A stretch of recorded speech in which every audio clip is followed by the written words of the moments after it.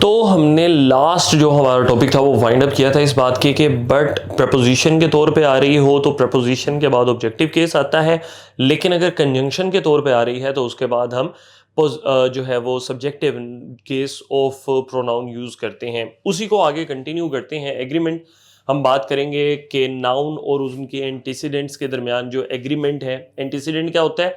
जिस वर्ड के लिए हम प्रोनाउन यूज कर रहे हैं, तो प्रोनाउन और उसके नाउन के दरमियान जो ताल्लुक है उसके बारे में। तो बिटवीन अगर हमारे पास यूज हो रहा है ना, प्रपोजिशन है, प्रपोजिशन है, प्रपोजिशन है, प्रपोजिशन और वर्ब के बाद आप यूजुअली हमारे पास जो यूज करोगे वो ऑब्जेक्टिव केस यूज करोगे। End of the story. जब इवन बट बी हमने बात की ना, प्रपोजिशन के तौर पे आ रहा है तो इसके बाद ऑब्जेक्टिव केस ठीक होगा। अब हमने एक चीज देखी कि he is taller than me. The thing is than और एज। देन नहीं, देन टाइम के लिए यूज होता है, देन कंपैरिजन के लिए यूज होता है। अब अगर यहां पे वर्ब होता तो उसका केस वही जो प्रीवियस लेक्चर के लास्ट में हमने बात की ना, वहां पे आ जाता है।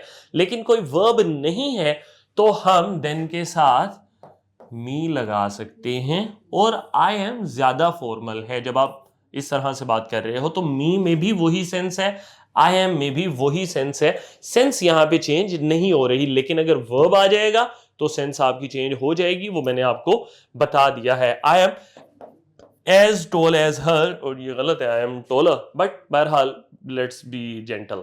तो I am as tall as she is भी ठीक है, उसका भी यही मतलब है, और as her का भी यही मतलब है।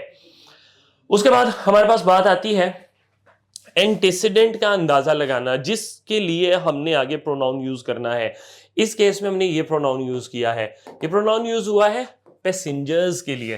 पैसेंजर्स क्योंकि प्लूरल है तो इसीलिए हमने प्लूरल प्रोनाउन यूज किया है। यहां पे अब मैन है तो एवरी के साथ है। जब एवरी और ईच के साथ कोई नाउन आ जाएगा ना, तो फिर आपने ग्रुप में इंडिविजुअल्स के हिसाब से आगे वर्ब और प्रोनाउन यूज करना होगा, वरना गलती होगी। तो हमारे पास यहां पे जो आएगा वो सिंगुलर प्रोनाउन है। I am not one of those who believe everything they hear. यहां पे दे है। I am not one of those who believe. जब इस तरह से वन ऑफ की सेटिंग के साथ आगे एक प्लूरल नाउन आ रहा होगा और उसके साथ हु है, तो फिर हमारा जो ये हु एक प्रोनाउन है वो यूज हुआ है दोज के लिए। ये प्लूरल, तो प्लूरल के बाद प्लूरल वर्ब और प्लूरल के बाद प्लूरल प्रोनाउन। इसी के बारे में आगे हम बात करेंगे, लेकिन उससे पहले देख लें I shall be glad to help every one of my boys. Every one, यहां पे वन पे फोकस है।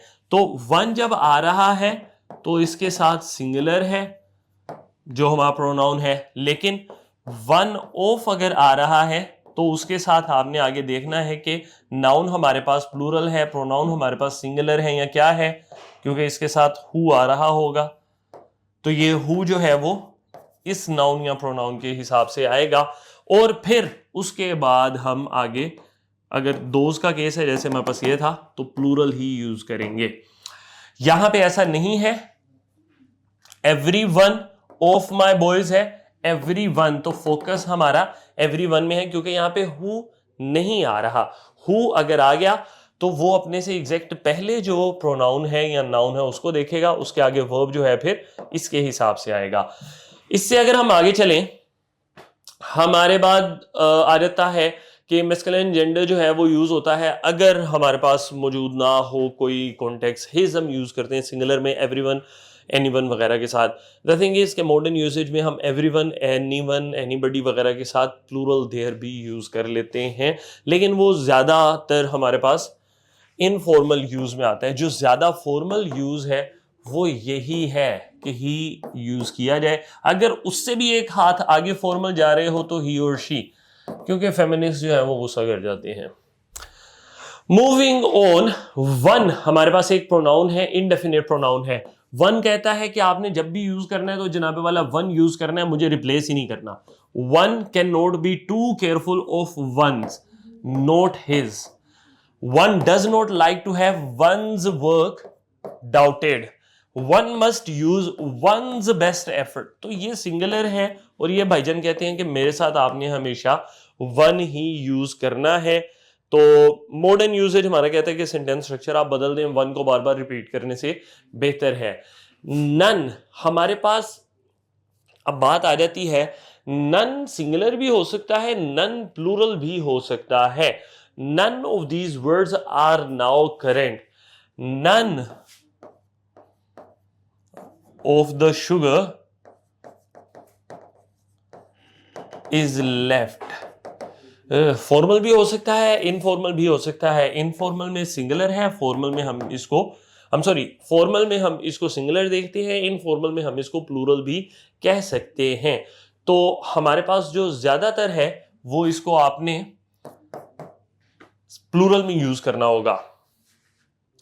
उसके बाद anyone should be used when two persons are, we are talking about two persons or things are spoken of, जैसे कि she was taller. जब more than two person are we are talking about more than two person, anyone of her 5 sisters. ठीक है, anyone आपने तब use करना है जब दो से ज्यादा के लिए आप बात कर रहे हो। जब हम दो की बात कर रहे हैं तो ईच, आइदर वगैरह जो है वो यूज हो जाते हैं। जैसे यहां पे लिखा हुआ है, they treat the members of group individually not as a whole. Each और एवरी जो है वो इंडिविजुअली ग्रुप मेंबर्स को डील करते हैं। तो हम कहते हैं each of the scholars has. यहां पे हैज आया ईच के हिसाब से, डन वेल। इसी तरह नाइदर ऑफ देम, ये प्लूरल भी है तो इसको छोड़ देना, नाइदर के हिसाब से वो जाएगा। आगे अगर हमें कोई प्रोनाउन चाहिए होगा तो वो भी सिंगुलर होगा, प्लूरल नहीं होगा। मूविंग ऑन, तो हमारे पास हु और हुम का नॉमिनेटिव केस आ जाता है। हु हमारे पास सब्जेक्ट की जगह पे है, हुम हमारे पास ऑब्जेक्ट की जगह पे है। हमने करना क्या होता है कि इधर देखें कि हम प्रोनाउन कौन सा यूज कर सकते हैं। देयर्स मिस्टर अली, ही दे से is the best portrait painter. He is the best portrait painter. अगर मैं कहूं he is the best portrait painter तो सेंस बन रही है ना, यानी कि ये इसका सब्जेक्टिव केस है, हु करेक्ट है।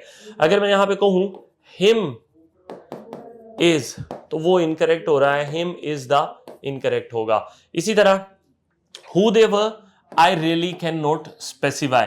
Who they were, I really, they were who,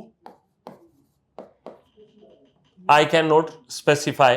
तो सब्जेक्टिव केस में जब यूज होगा तो हु यूज करना है, अगर ऑब्जेक्टिव केस में यूज हो तो हमने हुम यूज करना है।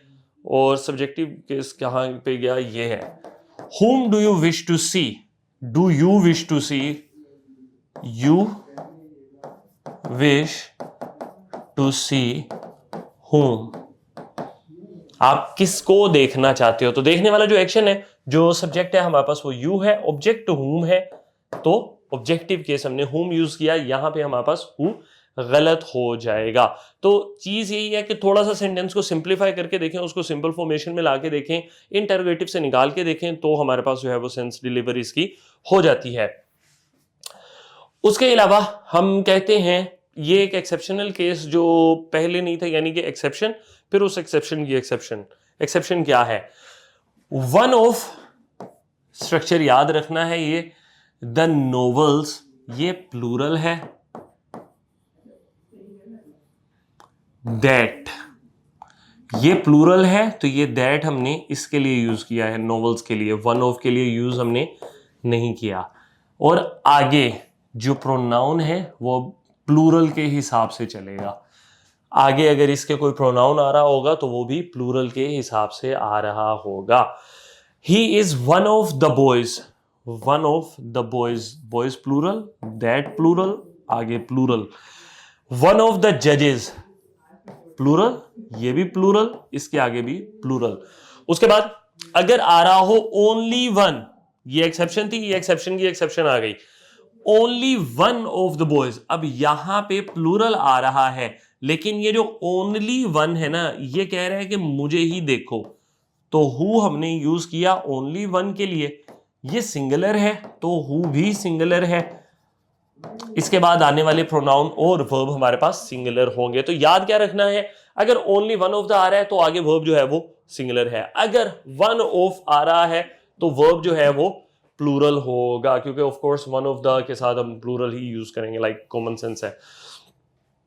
उसके बाद it was I, it were they, यहां पे जो हमने बोला था ना एम्फेसिस के लिए हम यूज करते हैं, तो बेसिकली ये ओल्ड इंग्लिश में यूज होता है ज्यादा। शी इज स्पीकिंग हम कहते हैं, लेकिन हम एम्फेसिस के लिए दिस इज कर देते हैं, तो ये एम्फेसिस वाला रूल पढ़ लिया हुआ है हमने। उसको सिर्फ इस तरह से बताना था कि अगर बी फॉर्म के आगे, टू बी फॉर्म के बाद हमने कोई नाउन यूज करना हो, कोई प्रोनाउन यूज करना हो, तो वो सब्जेक्टिव केस में होता है। The people at the door are we, यानी कि जो दरवाजे पे लोग हैं वो हम हैं। द थिंग इस केस में लूप होल्स बड़े निकल आते हैं।